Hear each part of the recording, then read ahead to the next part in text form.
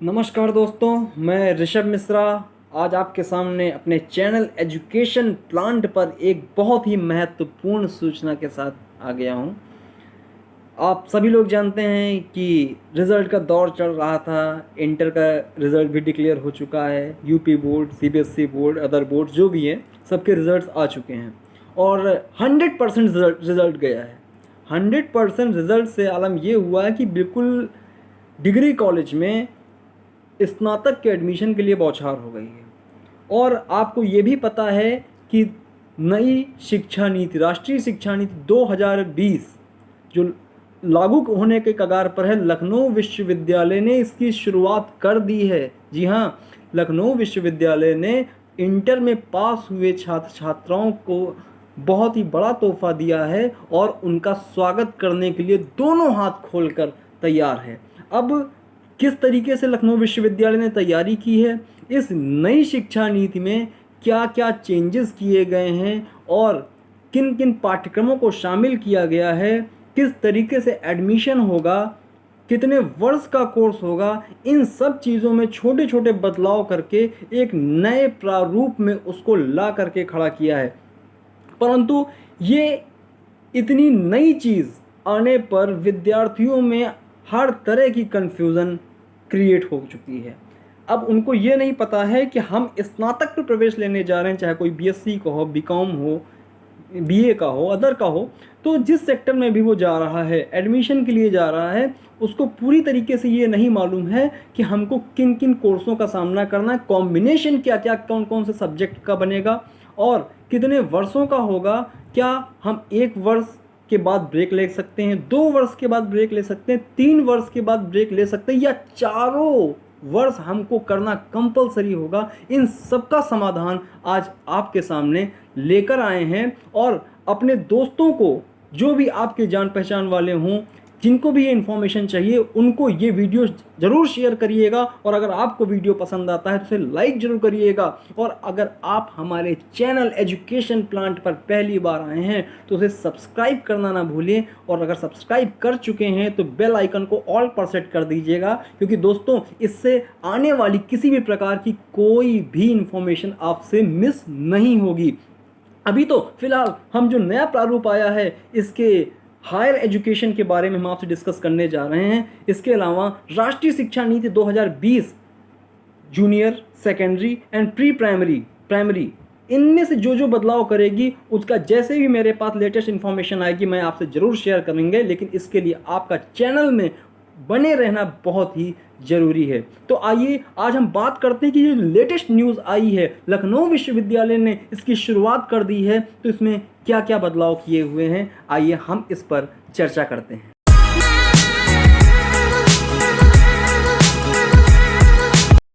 लखनऊ विश्वविद्यालय 1 सितंबर 2021 से जो शुरुआत करने जा रहा है वो फ़िलहाल BA, BSc, BCom and other जो इससे रिलेटेड कोर्स हैं उसके लिए करने जा रहा है। बाकी जैसे मास्टर डिग्री हो गई या पीएचडी हो गया, इसकी शुरुआत 2022-23 में करेंगे। अभी फ़िलहाल क्योंकि यही जो ग्रेजुएशन फर्स्ट ईयर में बच्चे आ रहे हैं, इन्हीं से नई शुरुआत होनी है। बाकी सेकेंड ईयर के बच्चे कन्फ्यूज़ ना हों। जो ऑलरेडी ग्रेजुएशन के सेकेंड ईयर में पहुंच चुके हैं उनमें किसी प्रकार का कोई चेंज नहीं होगा, वो जैसे चल रहे थे वैसे ही चलेंगे। थर्ड ईयर में जो बच्चे पहुंच चुके हैं वो वैसे जो चल रहा था वैसे ही चलेंगे, कोई किसी प्रकार का बदलाव नहीं। पीजी जो कर रहे हैं उनमें कोई बदलाव नहीं, पीएचडी जो कर रहे हैं उनमें कोई बदलाव नहीं। जो शुरुआत होने जा रही है, जो अब इस समय फर्स्ट ईयर आ रहा है, ये नए प्रणाली को लेकर यही आगे बढ़ेगा, मीन्स यही लीड करेगा, यही सीनियर होकर आगे जाएगा। यही जब उस स्टेज पर पहुंचेगा तो यही आपके पीजी, पीएचडी को चेंज करता हुआ आगे बढ़ेगा।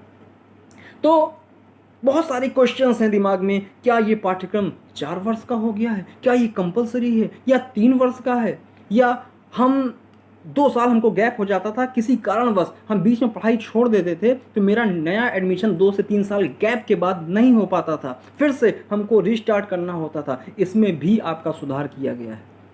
कहने का मतलब ये है कि अगर कोई भी स्टूडेंट फर्स्ट ईयर में एडमिशन ले रहा है, सबसे पहली चीज़ तो आपको ये पता होगा कि ये पूरी की पूरी प्रणाली सेमेस्टर प्रणाली है। सेमेस्टर सिस्टम में आपका जो अभी चल रहा था उससे बस थोड़ा सा बदलाव किया गया है।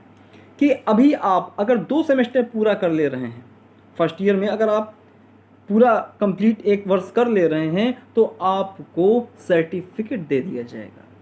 इसके बाद अगर आप गैप कर भी जाते हैं, किसी की शादी हो गई या किसी कारणवश किसी की पढ़ाई छूट गई, वो नहीं कर पा रहा है, तो जब भी वो सर्टिफिकेट लेकर आएगा उसके बेस पर उसको सेकेंड ईयर में एडमिशन मिल जाएगा। अगर वो सेकेंड ईयर कंप्लीट करता है, फर्स्ट ईयर कंप्लीट करने के बाद अगर सेकेंड ईयर कंप्लीट करता है तो उसको डिप्लोमा दे दिया जाएगा। इसी तरीके से थर्ड ईयर कंप्लीट करने में उसको डिग्री दे दी जाएगी। और फोर्थ ईयर आपके लिए ऑप्शनल होगा। अगर आप फोर्थ ईयर कर रहे हैं उसमें आपको रिसर्च की प्रैक्टिस कराई जाएगी, जो कि आपके आगे पीजी और पीएचडी के लिए बहुत ही महत्वपूर्ण होगी। तो अब बात करते हैं थोड़ा सा विषयों की, कि विषय इसमें किस तरीके से हमको चयन करने होंगे। आप बहुत ध्यान से इस चीज़ को समझिएगा, क्योंकि जो नए बच्चे आ रहे हैं वो अपने सीनियर से बिल्कुल नहीं पूछेंगे, क्योंकि उसमें काफ़ी बदलाव हो चुका है। उनके कोई भी एक्सपीरियंस आपके काम आने वाला नहीं है।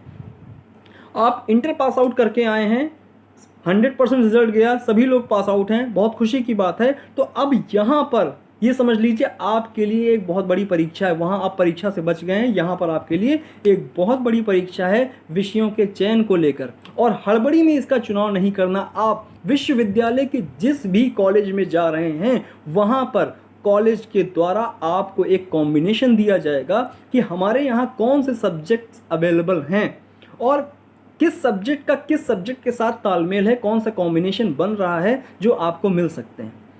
पहला सब्जेक्ट जो आप लेंगे, जो फर्स्ट सब्जेक्ट आप लेंगे, वो आपकी फर्स्ट प्रायोरिटी होगी। मीन्स आपको जो सबसे अच्छा सब्जेक्ट लग रहा हो, जिसको लग रहा हो कि अगर हम 4 वर्ष का भी पाठ्यक्रम करते हैं तो हम ये सब्जेक्ट रखेंगे, तो वो फर्स्ट नंबर पर आपका सब्जेक्ट रखा जाएगा। सेकंड सब्जेक्ट, सेकंड प्रायोरिटी आपकी होगी। मीन्स आप जिस सब्जेक्ट को 3 वर्ष तक रख सकते हैं अपने पास, वो सब्जेक्ट आपको सेकंड नंबर पर चूज करना होगा। थर्ड सब्जेक्ट जो आप ले रहे हैं, यहाँ पर बहुत बड़ा ऑप्शन है थर्ड सब्जेक्ट के लिए। थर्ड सब्जेक्ट आपका जो होगा वो 2 वर्ष तक आपको रखना होगा, जैसा अभी भी चल रहा था कि 2 साल बाद एक सब्जेक्ट आपको ड्रॉप करना होता था। ये बीए, बीएससी, बीकॉम तीनों के लिए मैं बता रहा हूँ। तो अगर आप 2 साल जो सब्जेक्ट रख के तीसरे साल आप ड्रॉप करेंगे, वो थर्ड नंबर पर रखेंगे। लेकिन यहाँ पर एक छोटा सा बदलाव किया गया है कि अगर आप आर्ट्स स्ट्रीम के हैं, साइंस स्ट्रीम के हैं या कॉमर्स स्ट्रीम के हैं, ठीक है, तो अगर आप थर्ड सब्जेक्ट का चयन कर रहे हैं तो यहाँ पर लखनऊ विश्वविद्यालय ने, या लखनऊ विश्वविद्यालय के बजाय हम कह लें नई राष्ट्रीय शिक्षा नीति 2020 ने एक ये बदलाव किया है कि आप जिस स्ट्रीम में हैं उसके अतिरिक्त भी किसी अदर स्ट्रीम से थर्ड सब्जेक्ट का चुनाव कर सकते हैं।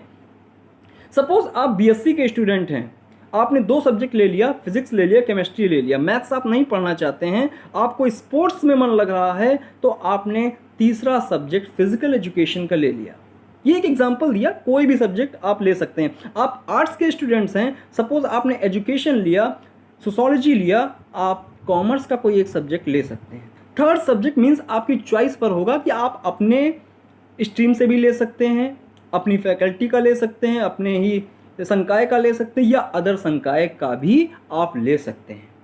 अब इसके बाद एक नई चीज़ जो आपके सामने आ गई है, फोर्थ सब्जेक्ट। वो एज अ पेपर रहेगा, वहाँ पर वो सब्जेक्ट नहीं रहेगा, एज अ पेपर रहेगा, जिसको हम माइनर पेपर का नाम दे रहे हैं। माइनर पेपर में आपके लिए ज़रूरी होगा कि आप अपने संकाय को छोड़कर किसी अदर संकाय से एक पेपर ऑप्ट करेंगे। मीन्स अगर आप कॉमर्स के हैं तो 3 सब्जेक्ट आप ऑलरेडी कॉमर्स के ले चुके हैं, अब चौथा एक पेपर के रूप में वो सब्जेक्ट होगा, वो सब्जेक्ट पूरा नहीं होगा, एक पेपर आप चाहे आर्ट्स से ले लीजिए चाहे साइंस से लीजिए, अपनी चॉइस का, लेकिन जिस संकाय में आप हैं आप उस संकाय से वो पेपर नहीं ले सकते। वो आपका माइनर होगा, आपका ऑप्शनल होगा, उसका एग्ज़ाम भी होगा, वैसे ही होगा, उसके मार्क्स भी काउंट होंगे, सब कुछ एज इट इज़ रहेगा। इसके अलावा एक स्किल डेवलपमेंट प्रोग्राम टाइप का छोटा सा कोर्स होगा कि आपका टैलेंट क्या है या आप किस फील्ड में जाना चाहते हैं, आपको गाइडेंस एंड काउंसलिंग की रिक्वायरमेंट है, तो आपका टैलेंट देखते हुए या आपका रुझान देखते हुए आपको आगे बढ़ने की पूरे मौके दिए जाएंगे।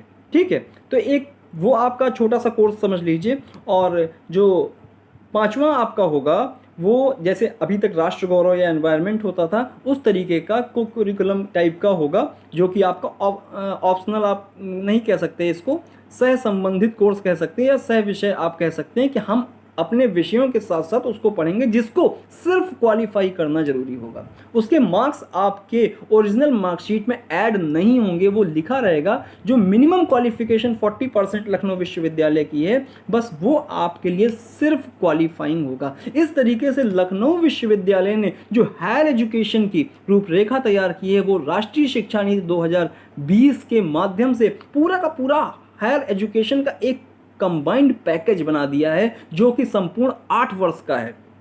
अब यहाँ पर आपके लिए कोई कंपलसरी नहीं है। 3 वर्ष का आपका जो ग्रेजुएशन होता था वो 4 वर्ष का हुआ है, जिसमें 3 वर्ष आपके लिए कंपलसरी होंगे, चौथा वर्ष आपके लिए ऑप्शनल होगा। अगर आप चौथा वर्ष कंप्लीट करते हैं, 5वां वर्ष कंप्लीट करते हैं, तो 5वें वर्ष आपको मास्टर डिग्री मिल जाएगी। अगर उसके बाद आप छठा वर्ष पूरा करते हैं तो आपको PGDR की डिग्री मिल जाएगी, और अगर उसी के आगे आप कंटिन्यू करके 2 ईयर और कंप्लीट कर लेते हैं तो आप PhD की डिग्री प्राप्त कर सकेंगे। तो इस प्रकार का चेंज यहाँ पर लखनऊ विश्वविद्यालय ने किया है, किसके माध्यम से? राष्ट्रीय शिक्षा नीति 2020 के माध्यम से, जो कि शॉर्टकट में एक रूपरेखा हमने आपको यहाँ पर बता दिया। अगर अब किसी प्रकार का कोई कन्फ्यूज़न है, वैसे अभी और भी डिटेल्स आएंगी जो हम आपसे साझा करेंगे, लेकिन अगर कोई भी कन्फ्यूज़न किसी प्रकार को हो तो आप बेझिझक वहाँ पर कमेंट बॉक्स में हमसे क्वेश्चन जरूर पूछिए, जिसका हम आपको आने वाले समय में आंसर दे सकेंगे। और इससे रिलेटेड वीडियोस जिसकी रिक्वायरमेंट इस समय सबसे ज़्यादा है, बहुत सारे लोग कंफ्यूज हैं, वो हम थोड़े थोड़े समय में डालते रहेंगे। अगर आप चैनल पर पहली बार हैं तो इसे सब्सक्राइब जरूर कर लीजिए, अपने दोस्तों को ये वीडियो जरूर शेयर करिए, खासकर जो बच्चे इंटर से पास आउट हो रहे हैं उनको इसकी नॉलेज होना बहुत ही ज़रूरी है। गार्जियंस तक भी ये पूरा का पूरा सजेशन, ये पूरी इन्फॉर्मेशन आपकी पहुंचनी चाहिए, जिससे हर व्यक्ति इसका लाभ उठा सके और इसकी जानकारी एकत्र कर सके। तो आइए मिलते हैं आपसे हम नेक्स्ट वीडियो में, तब तक के लिए जय हिंद।